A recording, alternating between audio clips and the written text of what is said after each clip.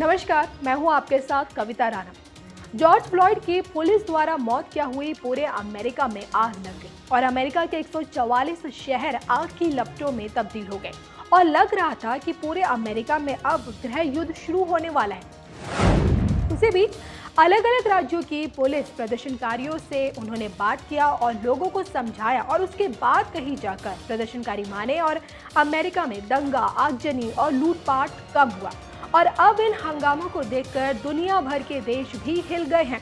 उसी से डरकर फ्रांसीसी सरकार ने घोषणा की है कि लोगों को गिरफ्तार करते वक्त पुलिस अब गला नहीं दबाएगी। आंतरिक विषयों के मंत्री क्रिस्टोफ ने कहा कि गला दबाना एक खतरनाक तरीका है और इस प्रक्रिया को अब पुलिस ट्रेनिंग में नहीं सिखाया जाएगा।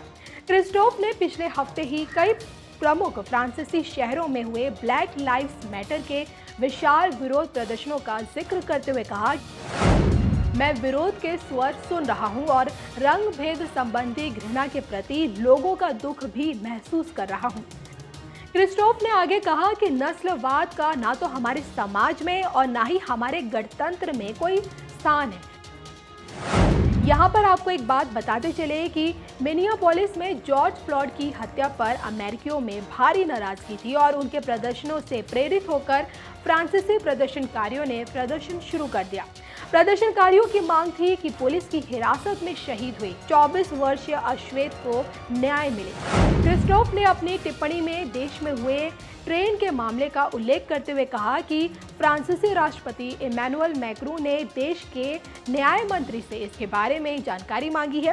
क्रिस्टोफ ने कहा कि हम न्याय और पारदर्शिता चाहते हैं और राष्ट्रपति भी इसी के लिए काम कर रहे हैं।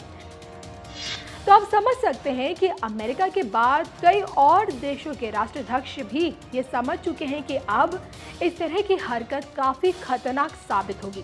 तभी तो अमेरिका को देखकर फ्रांस ने नियम ही बदल दिया है।